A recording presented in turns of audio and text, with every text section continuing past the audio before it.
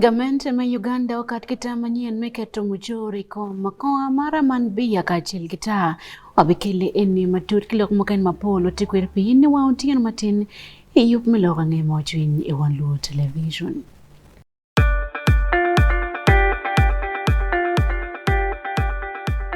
At least the one thing for now we can all agree on is the soap to use. He likes that it's big and lasts long.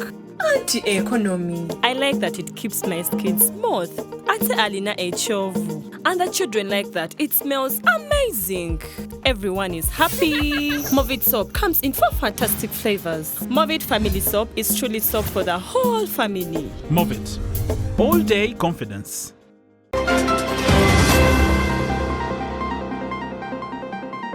Ludela kedana makepara pela kongchiwi bie gulu kitikiloro pela kemapol boto position medonyo ipati NRM. Dana mapol tia waja meri cooperating ki President Museveni kachiri ki Amerika. Pia ma chiel ginena ni ngat momo bolo President Museveni pe.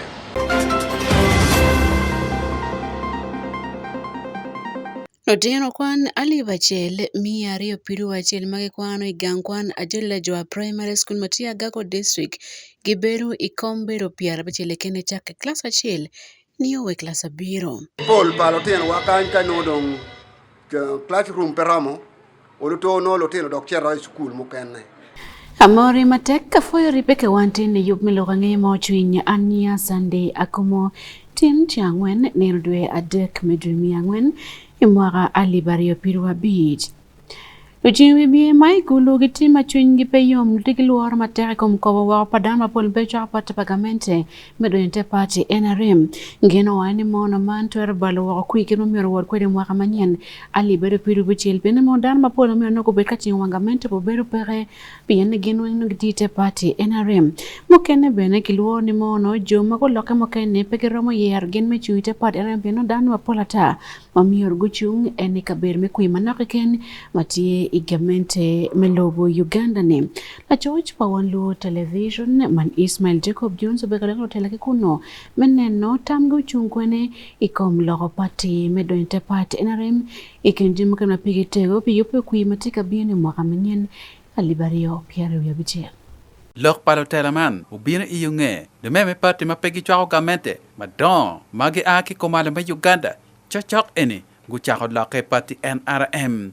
ikin dana manyingu yuek magdongu tiko loke atie ye ujara matin mapenduzi matila meme parliament me ba digla division Anthony Akon matila meme parliament me kilak north Michael Lacon mati won koma bit me Amuru district kachachok eni bene ke walu chubi magi aki komale me Uganda guchiaro gulimu president i state house Hamson Ubua Mati la tela pagamente parliament medlobo Uganda chachake do waju kilo ye ke gulu district ni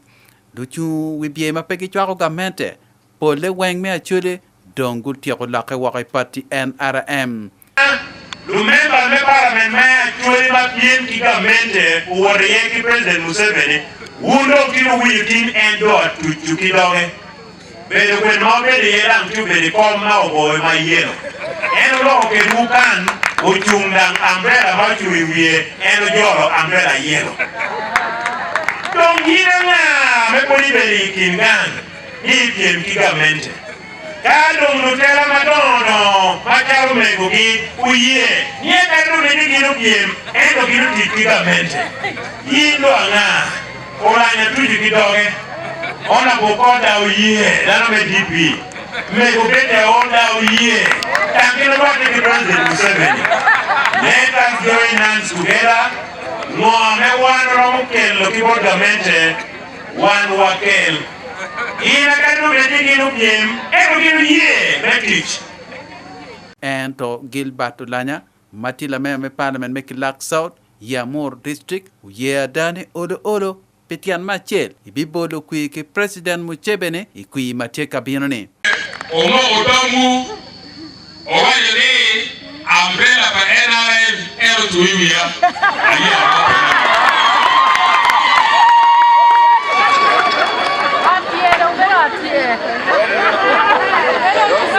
ade omo odamu ni RMC lobega Wana to Yingela, again a opera. Go to my bed. One to APC, very what year. Well, you will never when you people. And one of the community. En kono tiro kwero lok ne gen machalo me parliament ma pegi chwako gamente dongi tiro lokke I parti NRM luchu wi bie mo kene mai gulu city gu chiro ma terto ne tempa luchu ma pegi chwako gamente magiti ka lokke kom karman tegen marach tan maramo bala nyim lok me wi bie Patrick Ola Lumumba Mathieu me ba de levi division igulu city Mathieu parti FDC Jaiman me katonga tie kilwar ma tertane man tie kabino machala duki me chan matie komad me Uganda tie mege the general picture unyo the general perception tie ni me reporting unyo ni word don kon ka tie mi tema do kum chan tie achuri ba jo mo kene tika loke pengi mero political survival so political survival te loke ni achie department tie kilwere unyo department wa ara mo kar ku ti amete ki benetena now ka don yin ti political survival certainly pero be tie I primary kede be no ka ma wa ti I position attack to the MDC manon an mo ma pass I want to make it very clear na pay ni uno benefuto primary be tie so e chere yo ka gen makumano but the primary of course pata chere chin kwanya dan ge matek so ka Lumumba wajane luchu bie magen gitika laqe parti NRM gitika luor koko maluak tika katikom gene chan me chuli tie piluchu ma pegi chwako gamente trend mo la ya churi kan well down ma pol te waja me cooperating ki president Museveni ka chiri gamente pe ma chiri ginena na ni ngal mo bolo president Museveni pe kien madong trend me ye to be ka work with me ario chan dia churi matek da chan mi bir na mario chan pe gen na yor te da wen tika feeling wait ni chan madang te kwede chima ini no ni na chien ken ni lo mi pero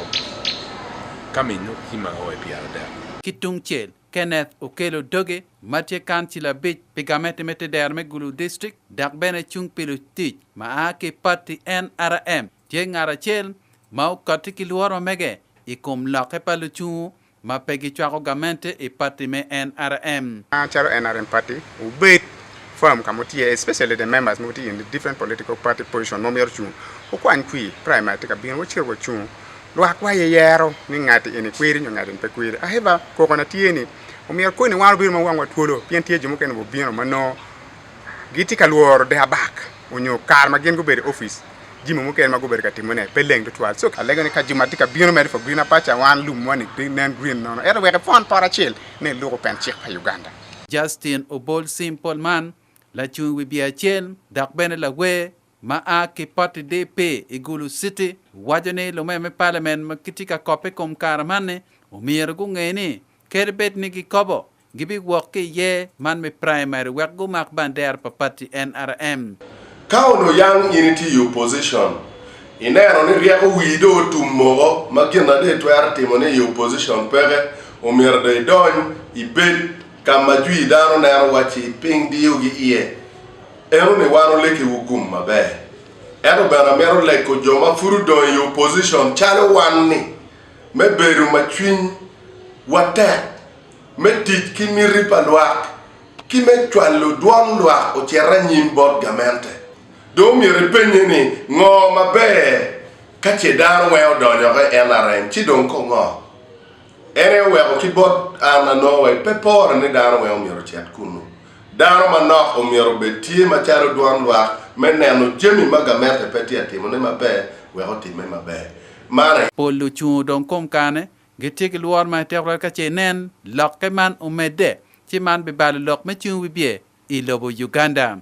Ismail Jacob Jones be Wan Luo television Igulu City Again, moken mamako benelo komju bibiel wak maya dol makiluni nwa East Constituency Matinwa District Gocha kono yinyo woko ngat ma obuchung pigini kui matika bino imwaga manyeni eni. Gino wani karaman gimero yerla tela makwir ma obuchung pigin dakbeno logo matekan mokochik kono chwalo miri pagin bot gamente milobo Uganda. Ikin jomo ko nyormir gitilu tit mapol me gamente karaman jomo weko tikidong beno jomo kene magiti chung kom gamente mapejenge karaman nikit mirgiti matek menen giteno kwat weki chung menen nikichol tempal wak mainwe district Kachil Kinwea East Wetieti bot od mokochik milobo Uganda. Komani Karman tie bot MP Charles Geoffrey mabene amero dok chien pa yaw moka chebi chungo nyoko ekui mateka biro imwaga manyen ene. La George pa Wan Luo television ni David Magero limunua district. Eno lokil wakil utela ikon yupe chako bolo kui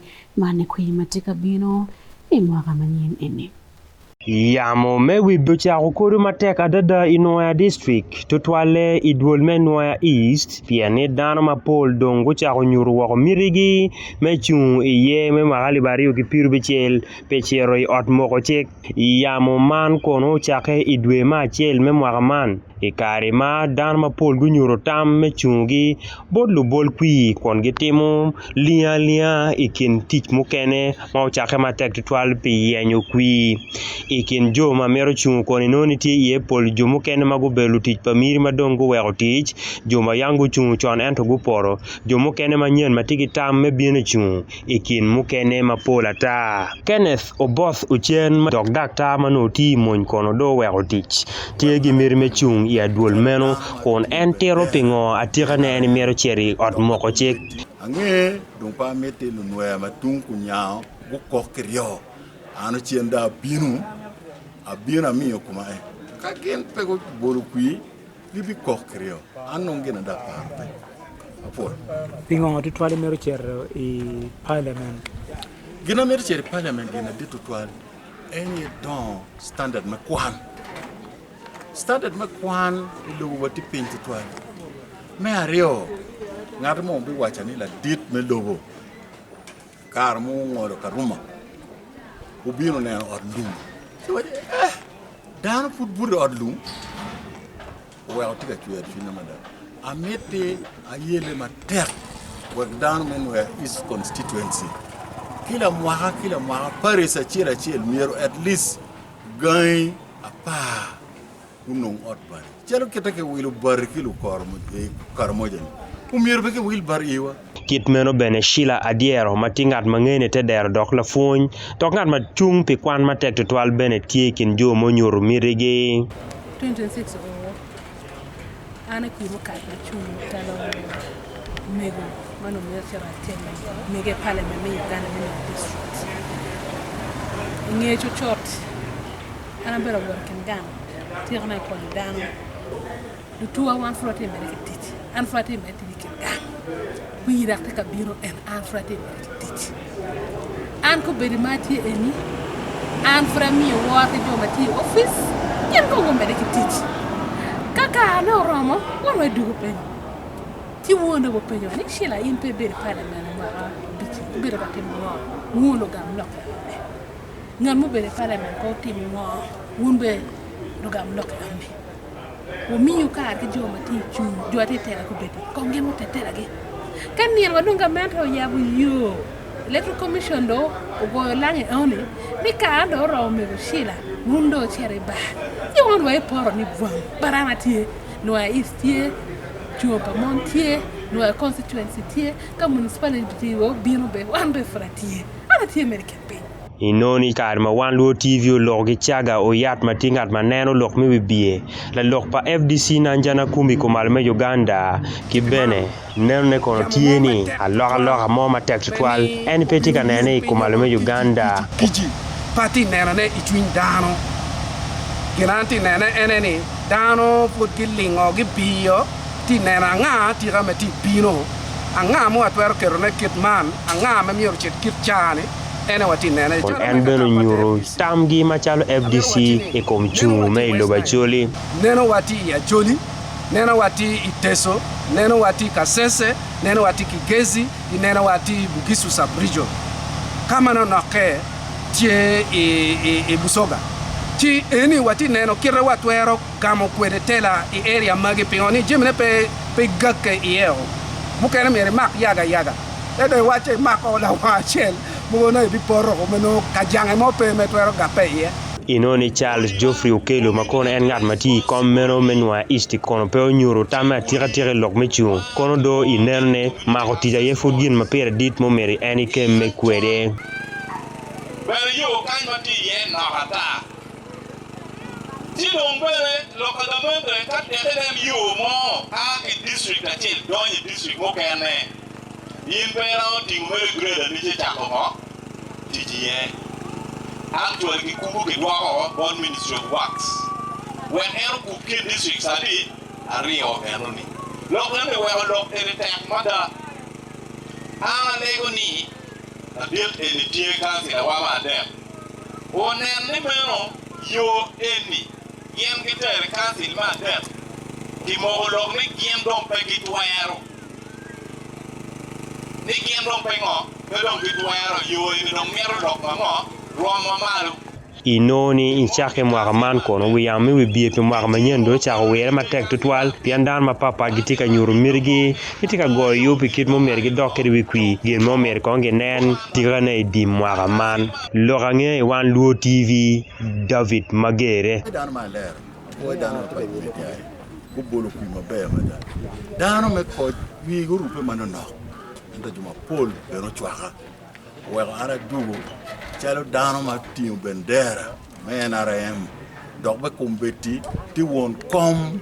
NRM in where is constituency Kaya Gago District Loteno kwan alibachele mieri obiru wachel gribu kombero pierbechele kenen cha klase chel niyowe klasa bir me primary igankwan ajele jwa primary igankwan mati ajele sub county man I district ma Gago la wilufone makono wani mono man tika bala matakit mo yopofone igankwan man penalty ma pol pegino kerme beri wi kom ko bet mun getia gonya wak beno ketun ka windo pala foni ikare duju gankwan man wani mono perme ka benenti kala duke pen marajo ndaw ben gemiro kon gi bol yodo ke chunka chel me yupo ket me ko palotino kwan igankwan ajali la jwa primary school Johnny Sani uchara chon olim gankwan man matiya Gago district ni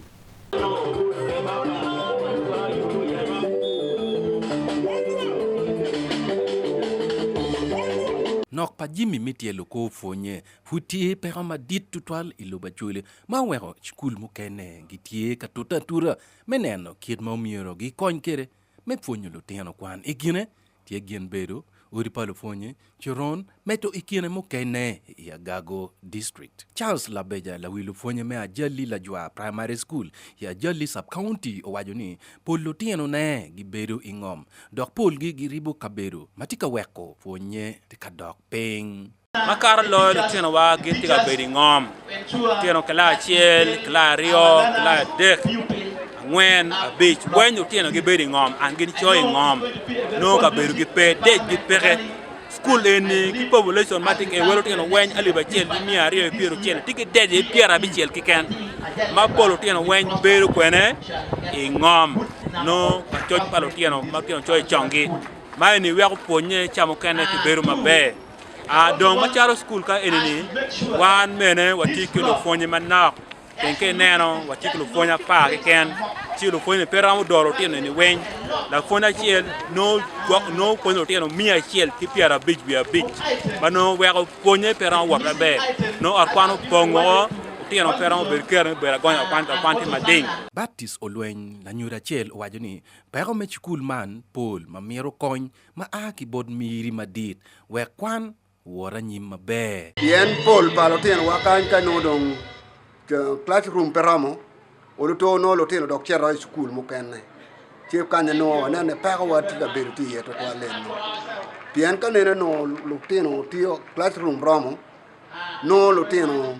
ramo be classroom pian ka wati gen ko bere te yare ti no wa ne no ni ko furu lo teno cha kan ko tueno lo teno ngwaje mi cher ka gwo ka kin gang ti ene no wa ko goro to ero be school kan pipe ka classroom ramo ki uri palo fonye bene no piti muramo mana ye peka ma wana neno ni ka beru tie total school ma mani no Margaret Apiu la nyura chel dok dano me kona bichel o katini chukul manti ki pero mapol dok lu fonye a kama bo kage bino ka fony ma wero chamo kene gi charo fony la chien lu fonye ma ke lo kan nier ko chalo pa ngar pa mano ti che wen ka yini go yin la fonye no mier ngo plan mi chi lenga mier yini pang ke ata no mier ku ti ki lu mo gani ere tang pe dong wan pi chukul kana kanyi dong pe ko to wel gen dong ti ka dier ke chi lenga me ge gen te ka pan lori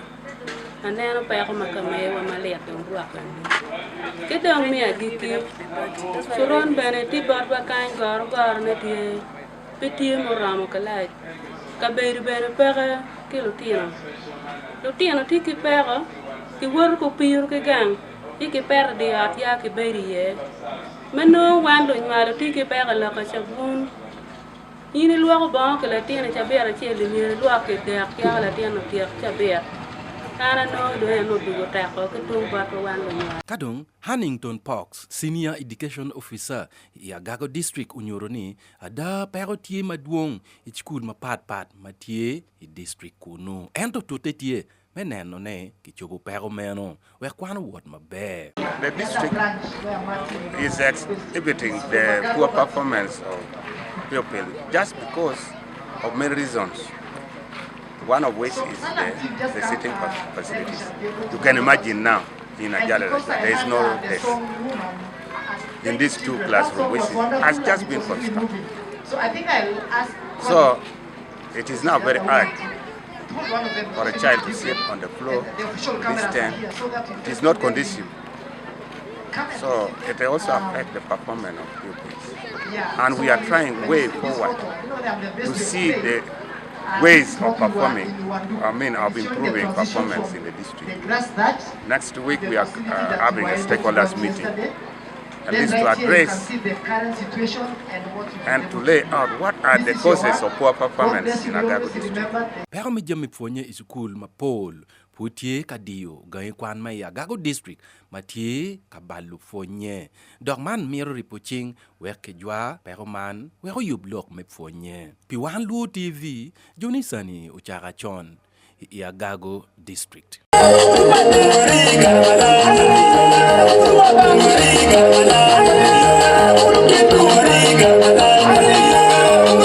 Tij kedeyo manyien marayo muchoro makiloni Integrated Revenue Automatic System IRAS yo machek tika ilo mala matek rome choko limbo choro pagamente metedero igulu city malupe kilok ma keyboard ga council kidongo telamena lokom railim kimu choro di city man geno wani wanu garayo wilme chilling billion piare kulupi magali matika what eni alibare piru angweni alibare piru beach office pakarama lokom limo wani moro pia tekni moro kony moro mekebel katikwer kitiki yo manyien eni pia netika waya bene jome gamu limi chingin wero kilweni komtime chamjan kidong bane gonu limpalwak maono John time kidme choko muchori Gulu City mateke report maulil iyuk melogangi monchin. Tich kinyonyo pamono magiluoni Integrated Revenue Automated System man IRAS en yetie gina chel malu loch me Gulu City wajoni o ilo wako kero merayo muchoro I Gulu City doko loko kit merayo muchoro tie mabea dada. Innocent Ahimbisibwe mati town clerk me Gulu City kono moko ki Wan Luo TV nini chake ma city manu chako tich kiyo merayo lim kinyonyo pamono magiluoni Integrated Revenue Automated System mi rome ilo nyorayo muchor o ero malo mateka dada kidong kuo mano lura muchor mukene matamgo bale ki kwalo kere lim o dok ping totwal kongwa win ki bore kitma eno nyao kere ki Wan Luo TV. True, there has been a success, an increment in the revenue collection, and this one arises out of our automation. Our revenue collections are automated. We are no longer, you as a taxpayer, you no longer come and bring cash here. It is paid direct to the bank, meaning that we have greatly minimized the leakages. We have put in place strict and robust measures of contract management. Our contracts for revenue collection are properly supervised. We do constant reviews to ensure that the contractors given those revenue sources to manage, do not collect and fail to remit. So whatever is due to council comes in, and we also appreciate the contributions coming from the taxpayers. They are paying their revenues, so that's why you can see there is an increment. Inoni Caroline Adong matikaran mador lokmelim koni Gulu City Council kono waini mapat kitiji iras kono tiji mukene ben mo mergi keti kum gin mo wero lim me Gulu City doma lopeke chocho ke yar biak lim me magalim alibario ki piru beach alibario ki piru bichel ki bere yaro kit me magalim alibario ki piru ngwen alibario piru beach tie ka wot kwere. With a total revenue of 20 billion 563 million 494,000, representing 50.5% of the approved estimate for financial year 2024-2025 of 40 billion 754 million 465,000. This success can be attributed to the prompt release of budgets for wage, pension, and gratuity. All funds received by Council were fully transferred, disbursed to departments, reflecting 100% of the total revenue received by the end of Q2. Inoni ahimbi sibe beno wajeni karibet kit meno juma pol bene gudong ku cha ko tamgi do ku cha ko cholo muchoro magen cholo muchoro geni awe ko kela lo mapoli ilo welim gi malo. And beyond that, there is fiscal accountability. People can see what their taxes are doing. Last year we set out to repair street lights along the road to the university, along to the other road is called the Sachura Ring Road. When you go in, you see that life has changed. So people are energized. Investment plan, because the investment plan guides development, and it shows the potential areas of investment. So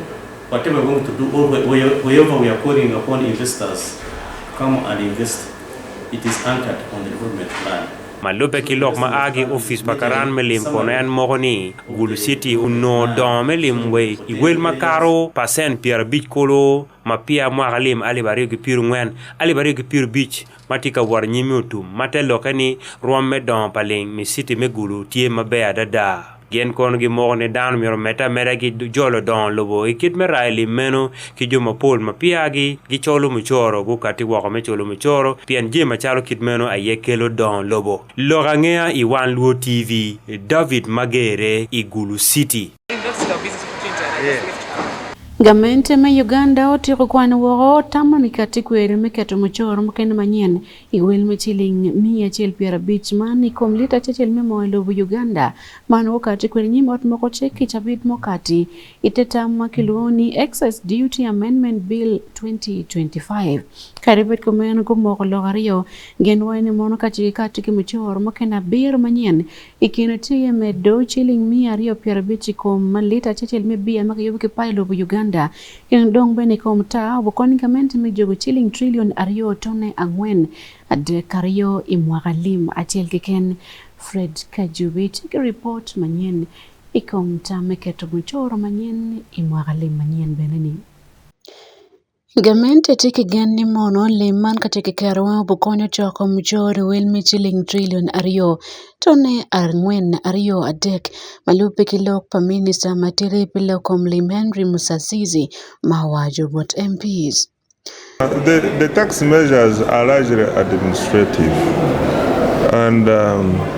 in total we will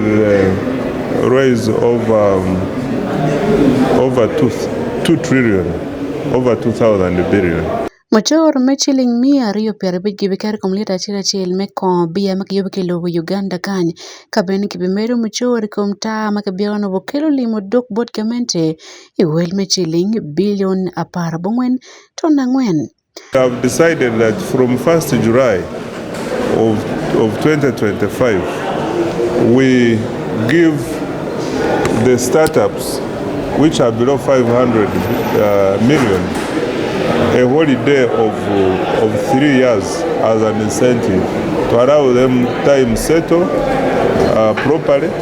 And then after 3 years, we can start assessing the taxes. Mede komen ben gamente miro chako keto muchoro manyien ni kom jema gitiyo kwede pajo makiwayo oroto bokone kin choko chiling ben mapola ta ma obokonyo nene kiyubo ben jima pola pigi tego bota nyole Uganda ikine gedo man koga makilone standard gauge railway. So we are saying, can we double what you have not paid? For instance, if you have not paid 1 million, if your tax due was 1 million and you have not paid, can we double it and you pay 2 instead of paying 6? So this bandwagon of saying whoever has not complied with IFRIS will be charged a penalty of 6 million is not tenable. And that's why we are saying, can we do it according to the value and we multiply it by 2. Papat kemeno kibeker beno muchoro ikom majama magayobo ikom anyugi mak mechalo mawak mano romgo no perwate dak mane tie mejo kwalo chwalo jemi wak mano romgo tila piny atirna magayobo ikom anyugi magepuru kilobo Uganda. We are saying those who are using locally produced raw materials, they have been paying an excise duty of about 650. Yes. So we are saying, since you have grown and you have capacity to pay, can we slightly increase to 900 so that we are able to raise revenue to run this economy? If you export raw maize, pay some tax. The measure there is deterrent. We are trying to prevent people from exporting raw maize. If you want to add value from here. But you export raw maize, they add value and they bring it back as farm implements. And we buy them plus value added tax plus what. So we are saying, can we encourage local production the same way we did with furniture? Itute mikonyo ko biashara mapacho gamendo tike mir mikwanyo wao muchoro kikom biashara mano fut kichaka lobo Uganda mano anyuol Uganda yo chako mano fut piyao kar mwaka dek yupo wuchake dwemi abiro mwaka ni ene. So we got information that this is likely to affect the pricing, and yet we have committed that with UNO Canal directly dealing with the suppliers, we promised a lower price of fuel, and imposition of this tax was going to increase the palm price a little bit, which we don't want to happen. Papat kemeno bene gibikwano woko chul moko fodwa fine kidong limden manyete wie ikom biashara makit meno kono miyo kare kilo timbia char kilo on muchoro mwaka chil kokono mayuengot gene chake ne o idwemia bichele mwaka manyen michulo muchoro matiwi gin mano food pia gibemela yong makeni wie mabedo wai food pikwero onyoweyo chulo muchoro. Chama pat pakamente mani kom muchor ni okeme ben kila piny mapol kibot MPs magiti penyo minister meti atakwene kama lime gibino ye kibene kwen kama keri yet twale kom mabiakli manoge mwako wako tie wil me chilling trillion piara bihero wia chel tona bungwen pi mwaka lim matika bino manyeni ene. One committee me ot moko chek man Moses Kankunda owacho bot committee man gibilu dan malok man mako kom gini wen kidong dan moken mapigi teklo remi donlo menywako taman kachel mana fut pige karo woko en kitama kemiro dokche kelo kom muchoro ilobo Uganda ni. Pe Wan Luo television ke Kampala Fred Kajubi.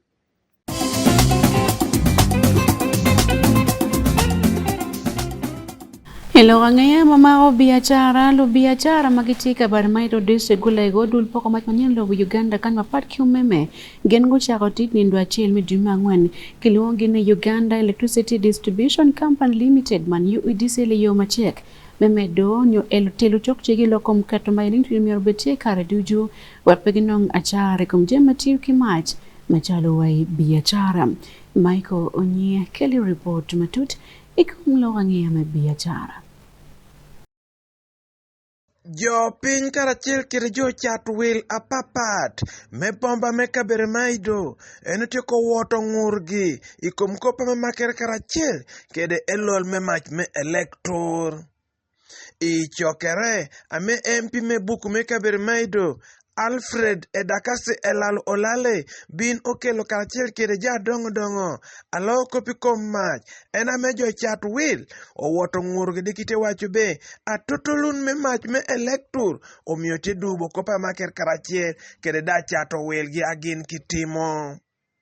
Jo piny da woto ng'urgi diki wacho be mach likada bedo kare kita jo piny udo mito kede e ruenyo dokon e chal keda gi aluoro idou.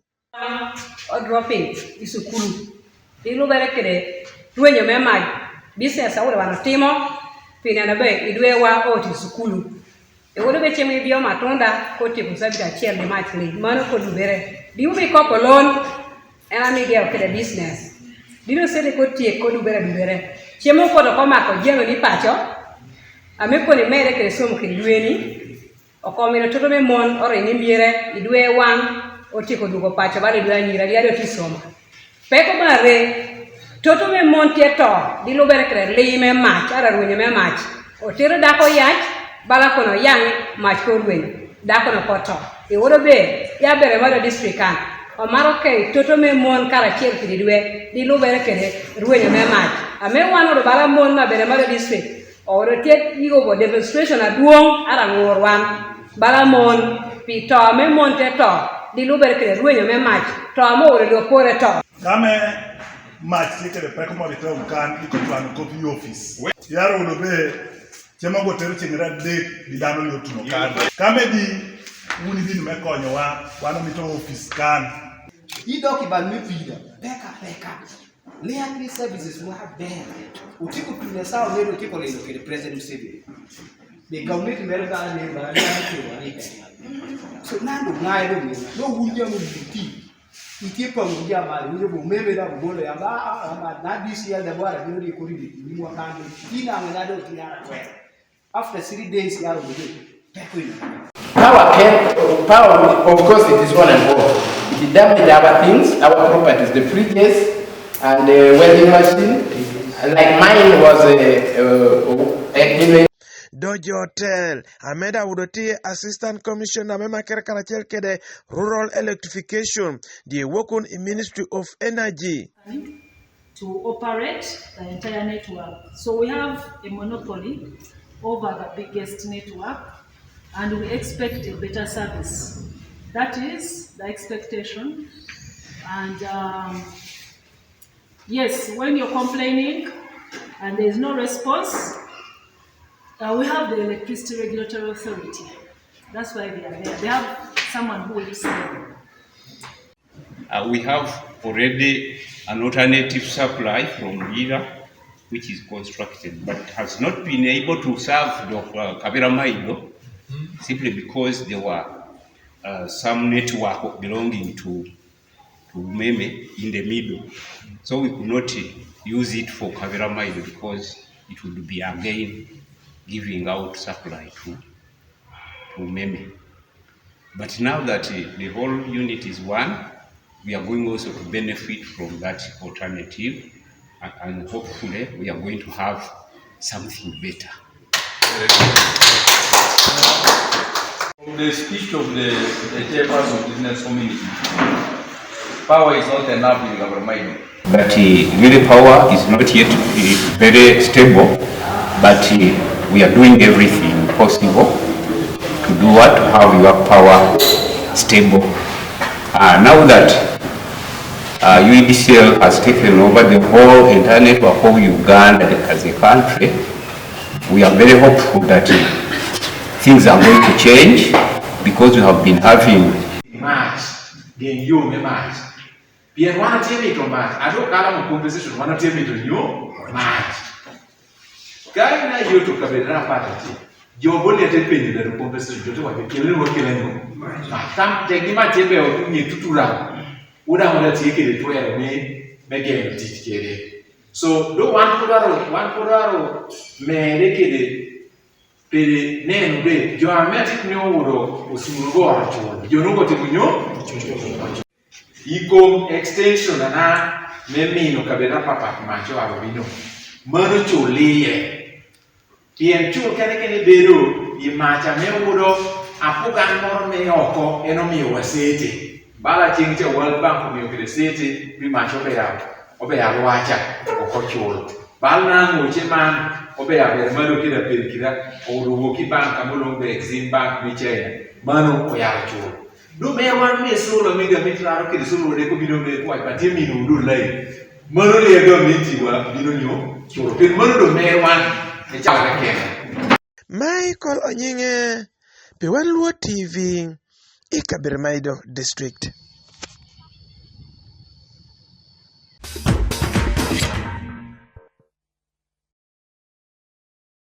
Duguchen kitu Roman piem makilwoni Uganda Boxing Federation National Open 2025 dulto dongobuni ya mati gulu man gulu Boxing Club wachaka yupe dak piturum kene manyen man Uganda Boxing Champions League geno wakelo tugario imwagamane ti Ronaldo Kelo en don buni ya middleweight jaka kilo piara boru ya beach kadong ngat menambario ti Dennis Mulindo Odong den do jaka kilo piara boru ya bichel odok kwere malo onen kong Lokman Kibola George pa Wan Luo Television David Magere en Kelly Lorangea ikom tuko.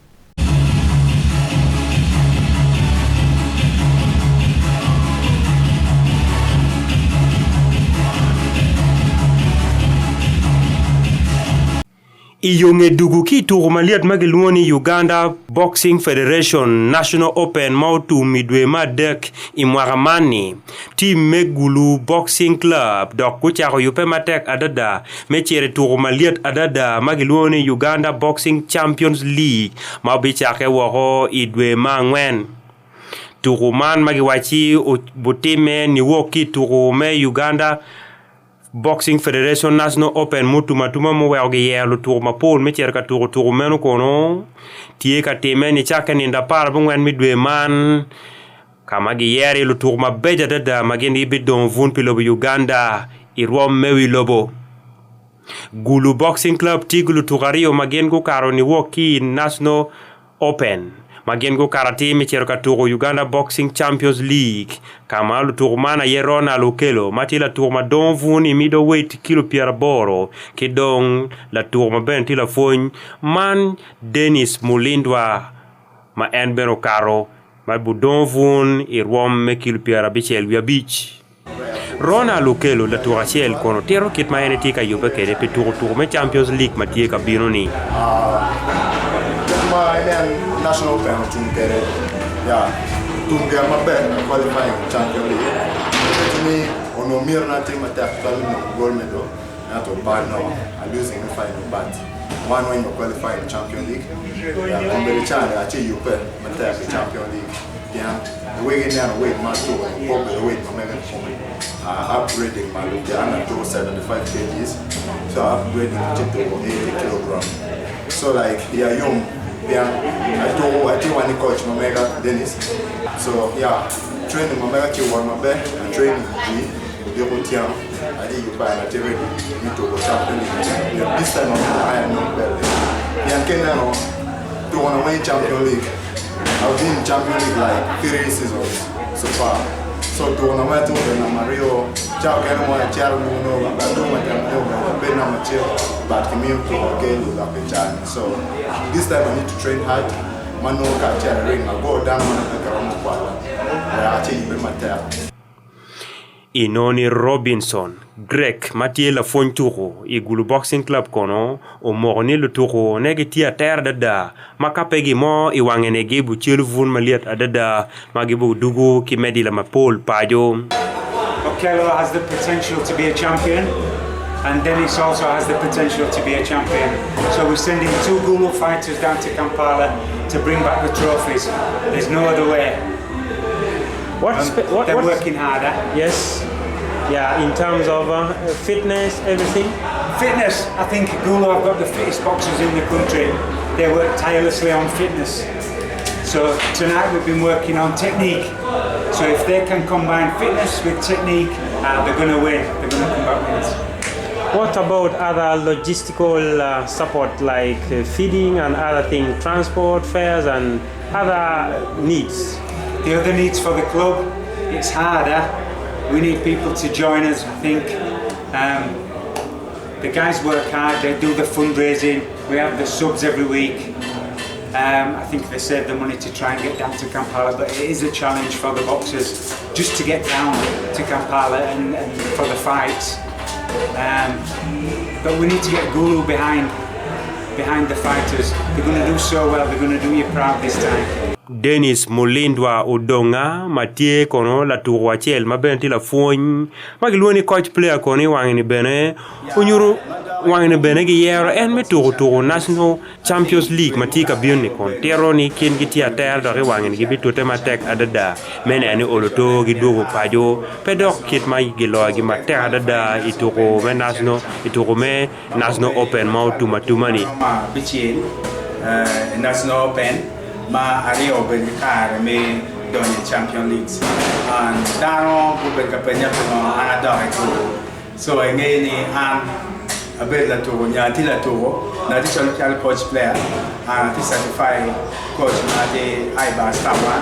and rules me to check yere coach me to have always coaches don't go donye don't coach don't paye chal ka de ge do ka to ba I mean, I'm an example because car my do na to actually suffer John down what pain. Lorange kom turo I Wan Luo TV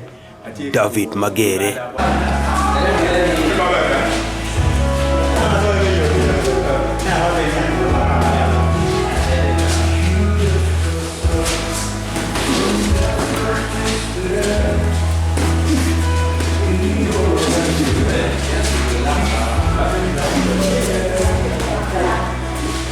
Oya geke pa yuk melorange mo chuin nitin kanki Wan Luo television ania Sunday Akumu metkina na waikari juju fwet madit pinano yuk melorange mo chuin.